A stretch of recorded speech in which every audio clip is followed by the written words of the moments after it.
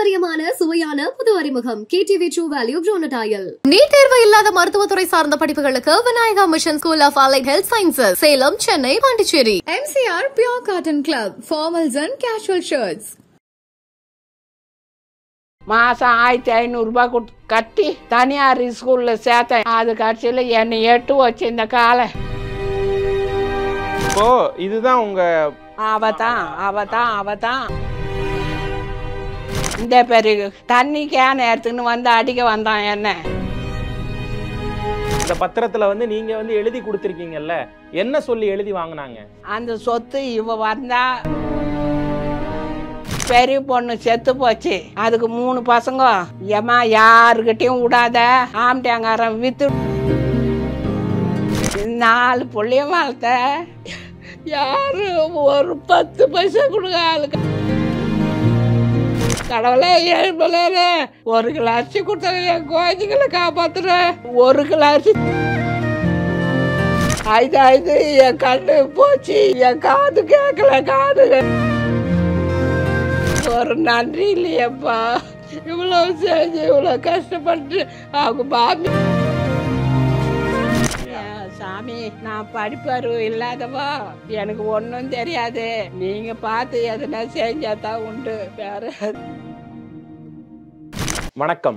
மனிதர்களுடைய கதைகள் கேட்க கேட்க வழி நிறைந்தவை. அந்த வகையில் இன்னைக்கு உத்திரமேரூர்ல இருந்து நாகம்மா அப்படிங்கிற அம்மா வந்து நம்மளோட பேச இணைஞ்சிருக்காங்க. அவங்களுடைய கதையை தான் இன்னைக்கு நம்ம கேட்க போறோம். வணக்கம்மா. நாகம்மா அம்மா, இப்போ நீங்க எத்தனை வருஷத்துக்கு முன்னாடி சென்னைக்கு வந்தீங்க? இங்க நீங்க எப்படியெல்லாம் வாழ்ந்தீங்க? உங்களுடைய கதையை சொல்லுங்கம்மா. அகரந்தூர்லேருந்து எம்மண்டியில் கொடுத்து வந்தேன். என் வீட்டுக்காரரும் நான் எல்லாரும் கும்பலாக வந்து இருந்தோம். இந்த எம்மண்டியில் வந்து இருந்தோம். தாச்சானின்ற பொண்ணை எடுத்து போய் சேர்த்தாரு ஸ்கூலில். வைகாசி போய் ஆனி மாதம் இவர் உடம்பு காயில படுக்கையே ஆயிட்டாரு, செத்துட்டாரு. அவர் செத்துட்டு வர 30 வருஷம் நான் அங்கே இருந்தேன். மொத்தம் 8 பிறந்ததுப்பா. 8ல் 5 செத்து போச்சு. பொம்பளை பசங்க 3 தான் இருக்குது. 3 ஆம்பளை பசங்க, 2 பொட்டை பொண்ணு செத்து போச்சு. கணவர் இறந்த பிறகு இந்த அம்மா வீட்டை இருக்கும். தாச்சானின்றவ கடையில் இருப்பா. நான் கடைக்கு போய் வருவேன். கடைக்கு போய் வந்து இதெல்லாம் போட்டு பூ கட்ட போவேன். பூ 1 ரூபா 1 முழத்துக்கு. கடையாண்ட எடுத்து வச்சேன்னா விற்று எடுத்தாந்து சாயந்தரம் 1000 ரூபாய் முதல்ல வைப்பேன். 1000 ரூபாய் எனக்கு வந்துடும். பூண்டு 1 மூட்டை எடுப்பேன். எலுமிச்சம்பழம் 200 வாங்குவேன். இந்த கொத்தமல்லி, கருப்பிலை, அது இது எல்லாம் எதாவது நியாயமாக இருக்குதோ அதாவது பிடிச்சிருவேன். எல்லாம் போட்டு விற்பேன். பிள்ளைகளெல்லாம் கஷ்டப்பட்டு வளர்த்தீங்கல்ல, எல்லாரும் இப்போ கல்யாணம் பண்ணி கொடுத்து எல்லாரும் நல்லா இருக்காங்களா?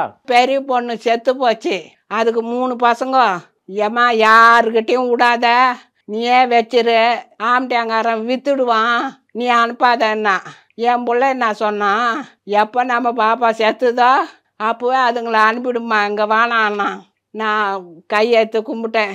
எப்பா அது குழந்தடா, அது எங்கன்னா போயிடுச்சு, நான் என்னடா பண்ணுறது, வித்துருவான்னு சொல்லிட்டு போயிட்டால, நீ பத்திரமா பார்த்துக்குமான்ட்டு போயிட்டால, பேச்சு கேட்கத்தான் உன் பேச்சு கேட்கத்தாடான்னு நான். அப்புறம் சரி நான் தடவை என் பிள்ளை வாயே திறக்கலை. 3த்தையும் வளர்த்து இதுங்கெல்லாம் கட்டி கொடுத்துட்டு போகிறேன். அப்புறம் அந்த பையனுக்கு கல்யாணம் பண்ணேன். அப்புறம் இந்த பொண்ணு ஒன்று இருந்தது, சூர்யா பொண்ணு, அது கல்யாணம் பண்ணேன். 12 சவரம் போட்டேன் அதுக்கு. திவ்யா படிக்க போனா பாரு, வேதாரண்யம் போய் படிச்சுட்டு வந்தா. 4 வருஷம் படித்தா. 4 வருஷமாக நான் காசு கொடுத்து அனுப்புனேன். ரூம்பு காசு என் மூத்தார் பிள்ளை வச்சுருந்தான். அங்கே அவனாண்ட எடுத்துமே விட்டேன். மாதம் 1000 ரூபாய் கொடுத்தேன். அந்த பொண்ணு கொஞ்ச நாள் இருந்துட்டு அப்புறம் நான் அங்கே போக மாட்டேன், நீ வேற எங்கன்னா பாரு, என்ன வேற வீடு பார்த்துக்கின்னு ஸ்கூலுக்கு போய்க்கின்னு வந்துக்கின்னு இருந்தா. அந்த பசங்களை 3த்தையும் நான் தான் காப்பாற்றினேன். தாய் இல்லைன்னு குறை சொல்லக்கூடாது, தாய் பாசம் நம்மளுக்கு இருக்கணும் சொல்லிட்டு அந்த குழந்தைங்களை நல்லா பார்த்து வச்சுருந்தேன். இந்த சூர்யான்ற பொண்ணை போலீஸ் வேலைக்கு அனுப்பலான்ட்டு அவளை படிக்க வச்சேன். மாதம் 1500 ரூபாய் கட்டி தனியார் ஸ்கூலில் சேர்த்தேன். 6 எழுத்து கூட தெரியாது அவங்க அம்மா சொல்லும். அது கட்சியில் என்னை 8 வச்சு இந்த காலை நடக்க விட்டாத பண்ணிடுது. ஏன், எதனால? அந்த வீட்டில் வந்து பங்கு வந்து எழுதி வச்சாங்கல்ல, அந்த தாச்சாணி பொண்ணுக்கு இந்த அம்மா கையெழுத்து போட மாட்டா, அவளாண்ட போய் நின்று நான் வாங்க மாட்டேன், நீ எனக்கு எழுதி கொடுத்தானியா, நான் எழுதி கொடுத்தேன்னா நான் அப்புறம் நான் எல்லாருக்கும் நான் கொடுத்துட்றேன், நான் சத்தி கித்தியாட்டம் பேசினேன். நான் என்ன பண்ணேன், என்னையும் சின்ன பொண்ணு விட்டுட்டு அவங்க 3 பேரும் பங்கிட்டுக்குனாங்க. 3 அடுக்கு கட்டி வச்சேன் பாரு. ஊர்லேருந்து இட்டுக்குன்னு வந்து என் தம்பியை வச்சுக்கின்னு கட்டினேன். நீங்க தான் இந்த வீட்டையும் கட்டினது? ஆமா, நான் சம்பாரிச்சு இவங்களுக்கெல்லாம் நகை போட்டு கட்டி கொடுத்துட்டேன். அந்த பசங்களுக்கு நகை போட்டு கல்யாணம் பண்ணி கொடுத்துட்டேன். கடைசியில் என்ன பண்ண, எல்லாத்தையும் ஓசிட்டு சீட்டு கட்டிக்கினே வந்து ஒருத்தராண்ட கொடுத்தேன். அந்த மகாராஜே செத்துட்டாரு. அவர் வச்சுக்கின்னு இருந்தாரு காசை. சம்பாதிக்கிற காசெல்லாம் அவராண்ட கொடுப்பேன். 500 ரூபாய் சீட்டு போட்டு பெரிய ஆளை ஆக்கினாரு என்ன. அந்த காசை கொடுத்து வீடு கட்டுமா நீ என்னாரு. வீட்டு கட்டினேன் நானே தான் வீடு கட்டினேன். யாரும் கூப்பிடல. என் பொண்ணு 3 பொண்ணு யாரையும் கூப்பிடல. இப்போ நீங்க நம்பி சொத்தை எழுதி கொடுத்துட்டீங்க, அதுக்கப்புறம் உங்களை பாத்துக்கவே இல்லையா? அப்புறம் பார்த்துக்கல. என்ன அதான் போய் கேட்டேன். என்ன பண்ண, என்ன அடிக்கிறதுக்கு வந்தாளுங்க. தாச்சானின்றவா, சூர்யா, மலரு, 4 பேர். அவ 2 பொண்ணுங்களும் பேத்திங்களும் சேர்ந்துக்கிட்டாங்கன்றீங்க? எல்லாம் சேர்ந்துக்கினாங்க. அவ ஆம்பியான் இந்த பேரு தண்ணி கேன எடுத்துக்கின்னு வந்து அடிக்க வந்தான் என்ன. அவன் புருஷவாத்துன்றவன், அவன் மருமுவன், மலர் மருமுவன். அவன் தண்ணியை தந்து கொடுத்தான் எனக்கு. ஆமா, இவங்களா கூட போராடுற, தண்ணி குடிமான்னு தண்ணி கொடுத்தான். குடிச்சு எல்லாம் அடிச்சு அமுக்கெல்லாம் பண்ணி விட்டுட்டாங்க என்ன 4 பேரும். அப்புறம் இந்த சின்ன குழந்தை ஒன்று இருக்குது இவளுது. அது பார்த்துக்கின்னு போய் அவளாட்ட சொல்லிக்குது, அம்மா சேவை போட்டு அடிக்கிறாங்க, வேலையை பிடிச்சி தள்ளுறாங்க, நீ இங்கே கீரையான்னு ஆத்தாளாண்ட போய் சொல்லவே ஓடையாந்து என்னை வந்து இட்டுக்குன்னு போட்டேன். உங்களோட சொத்து அது, நீங்க மகளுக்கு கொடுக்குறீங்க. மக பார்க்கலன்னா அவங்கள வந்து அவங்க மேல நடவடிக்கை எடுக்கிறது சட்டம் இருக்கே. நீங்க போலீஸுக்கு போயிருக்கலாமே. போலீஸுக்கு போனால் எடுக்கலை. போய் உக்காந்துட்டு வந்துட்டேனே கோசம் யாரும் என்ன ஏதுன்னு கேட்டுக்கல என்ன. இவ பணம் கொடுத்துட்டாலும் அது என்னவோ தெரியல, எனக்கு தெரியாதுப்பா. நான் கதவு தந்தேன் பாரு, கண்ணாடி உடஞ்சி போச்சு. இவளுங்க போய் போலீஸில் சொல்லி போலீஸுக்காரர் ஓடியாந்தாரு. ஏன் இது பல பண்ண, நான் கட்டினேன், நான் சம்பாதிச்சேன், உள்ளே பூந்துக்குன்னு ஏன் வெளியே வந்து இந்த வைக்கல் 2 புரோக்கரை விட்டு அனுப்புனாரு. அவனுங்க வந்து வாட்ச்பிள்ளை நின்றுங்கிறானுங்களே, அவனுங்களுக்கு பதில் சொல்கிறது தானேன்னு கதவு தட்டினா கண்ணாடி உடஞ்சி போச்சு. போலீஸ்காரர் ஓடியாந்து என்ன, ஏன் ஓடிச்ச கதவு என்னாரு. நான் சம்பாதிச்சேன், நான் கட்டினேன், கதவு தட்டினேன், வரல ஆள் வரலன்னா அந்த கண்ணாடி உடஞ்சி போச்சு. அதுக்கோசம் என்னை அடிக்குப்பியான்னு கேட்டேன். நான் கட்டின வீடு ஏன் வீடுப்பா இது, நான் தடா அவர் போயிட்டாரு. இப்போ எவ்வளவு கஷ்டப்பட்டு இந்த பிள்ளைகளெல்லாம் வளர்த்து ஆளாக்கியிருப்பீங்க. 4 பிள்ளையும் வளர்த்த நான் யாரும் ஒரு 10 பைசா கொடுக்க ஆள் கிடையாது. நானே கஷ்டப்பட்டு அதனால 1 கிலோ அரிசி வாழ்ப்பேன். கடவுளே 7 மலையில 1 கிலோ அரிசி கொடுத்தாங்க, என் குழந்தைங்களை காப்பாற்றுறேன். 1 கிலோ அரிசி தான் கேட்டேன் அந்த கடவுளை. அப்புறம் எனக்கு நிறைய கொடுத்துட்டாரு. வீடு கட்டினேன், என் குழந்தைங்களை கட்டி கொடுத்தேன், எல்லா வேலையும் செஞ்சேன். இப்படி தனியா விட்டுட்டாங்களேம்மா. ஒரு 10 பைசா பிரயோஜனம் கிடையாது. நான் உக்காந்தில 5 கண்ணு காது, என் புள்ள செத்தா 5 என் கண்ணு போச்சு, என் கண்ணு போச்சு, என் காது கேட்கல, காது அழிஞ்சு போச்சு. இந்த மலர்ன்றவ தான் என்ன அந்த பசங்கள்லாம் சொல்லி கொடுத்து, அந்த பசங்கள்லாம் என்னை வந்து 8 வச்சு கதவு திறந்து அமக்கலமெல்லாம் பண்ணி விட்டுட்டுதுங்க. யாரும் என்னை வந்து கேட்கறதுக்கு ஆள் கிடையாது அங்கே. அப்புறம் வந்தா உங்க சொந்தக்காரங்கள் எல்லாம் இருப்பாங்கல்ல?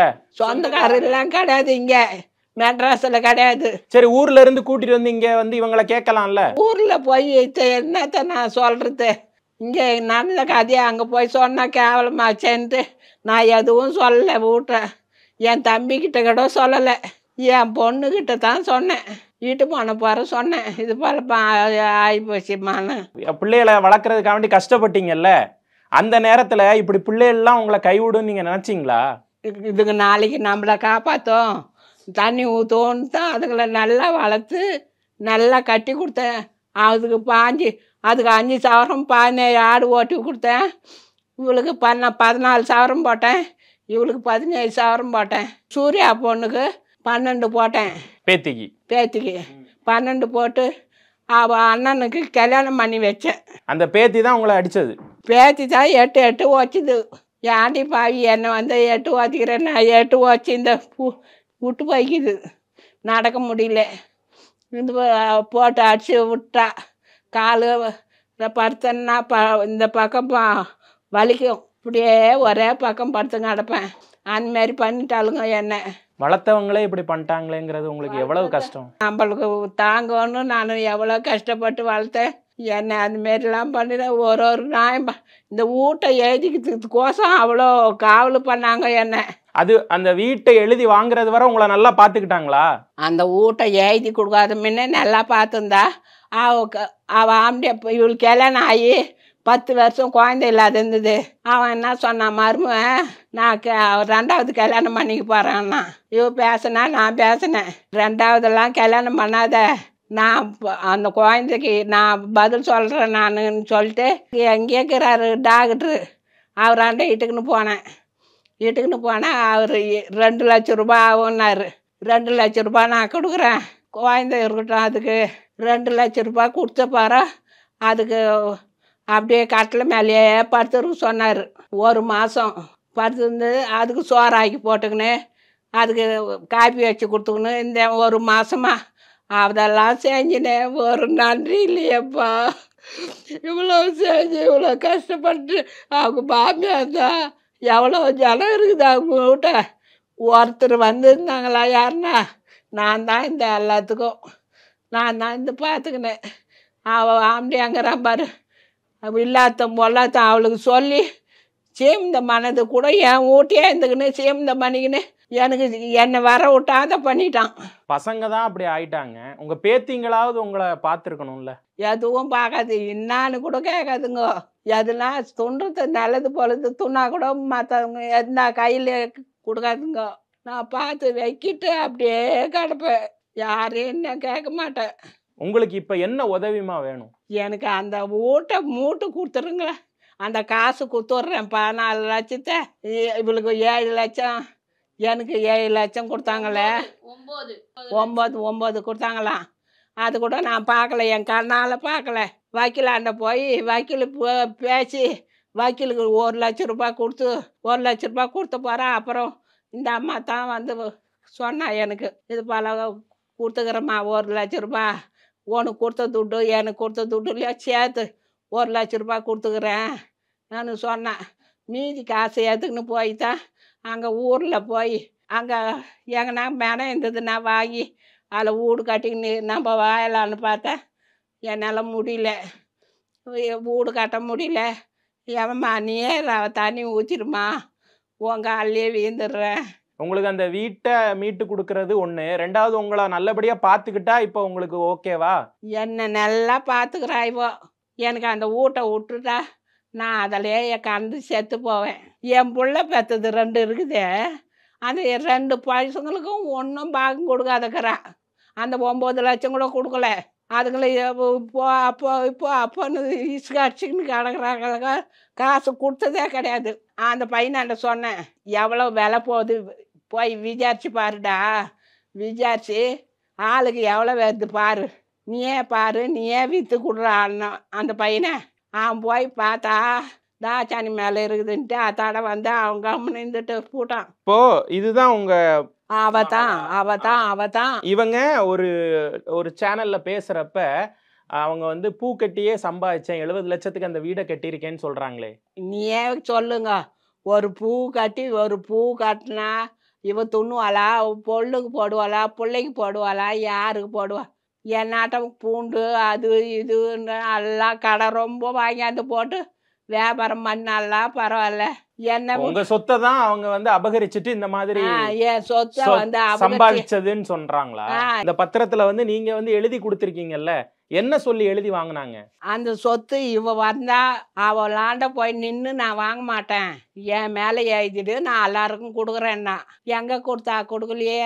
அப்பவே நீங்க யோசிச்சிருக்க வேணாமா? நம்ம 3 பிள்ளைகள் இருக்காங்க, 3 பேருக்கு சமமா தானே பிரிச்சு கொடுக்கணும். ஒத்த பிள்ளைகிட்ட கொண்டு கொடுத்தா அவங்க கொடுப்பாங்களா கொடுக்க மாட்டாங்களா யோசிக்கலையாமா நீங்க? தெரியலையே, தெரிஞ்சா நான் கொடுப்பேனா? தெரியலையே. கடவுளுக்கு பொதுவான எனக்கு ஒன்றுமே தெரியாதுங்க. பொம்பளை பசங்க இருக்கிறாங்க, அவங்க நம்பி படிக்க வைக்க, நம்ம தான் படிக்கலையே. அதுங்க படித்து நல்லா இருந்ததுங்கன்னா 4 குடும்பம் நல்லா இருந்தால் நம்மளுக்கு நல்லதுன்னு நான் இதை தான் என்ன நான் அவங்க கொடுக்குறாங்க கொடுக்கலன்னு நான் எதிர்பார்க்கல. சரிம்மா, இப்போ வந்து நீங்க வந்து உங்களுடைய மகள் பேத்திங்க எல்லாரும் வந்து உங்களை விட்டுட்டாங்கன்னு சொல்லி இங்க வந்து நீங்க வந்து உங்க கருத்தை வந்து பதிவு பண்ணியிருக்கீங்க. உங்களுக்கான உதவி வந்து உங்களை வந்தடையும். நீங்க வந்து முறைப்படி சட்ட போராட்டம் நடத்துங்க. ஏன்னா இது வந்து ஏதோ ஒரு இதுல நீங்க வந்து அவங்களுக்கு கொடுத்துட்டீங்க இல்லையா? அதனால சட்ட போராட்டம் நடத்துங்க. கண்டிப்பா உங்களுக்கான வீடு உங்களுக்கு கிடைக்கும். அதே நேரத்துல இப்படி வந்து வயதான முதியவர்களை வந்து தனிச்சு விடவே கூடாது. அது சட்டப்படி குற்றம் இப்போ. சரிங்களா? அதனால உங்க மக மேல இல்ல அது சார்ந்து உங்களை யாரெல்லாம் துன்புறுத்தினாங்களோ அவங்க மேல எல்லாம் சட்ட நடவடிக்கை எடுக்கிறதுக்கு ஆன முயற்சிகளை நீங்க வந்து பண்ணுங்க. அதுக்கு நாங்களும் துணை இருக்கிறோம். சாமி, நான் படிப்பறிவு இல்லாதவா, எனக்கு ஒன்றும் தெரியாது. நீங்க பார்த்து எதுனா செஞ்சாதான் உண்டு, வேற அது வேற. சரி, அழாதீங்கம்மா, அழாதீங்க. நாங்க எல்லாரும் உங்க கூட தான் இருக்கோம். சரிங்களா? அழாதீங்க. இவ்வளவு நேரம் எங்களோட பேசுனதுக்கு ரொம்ப நன்றிம்மா. உங்களுக்கான உதவி உங்களை தேடி வரும். பாரம்பரியமான சுவையான புது அறிமுகம் KTV True Value Bronadial. NEET தேர்வு இல்லாத மருத்துவத்துறை சார்ந்த படிப்புகளுக்கு Vinayaka mission school of allied health sciences, Salem, Chennai, Pondicherry. MCR Pure Cotton Club, formals and casual shirts.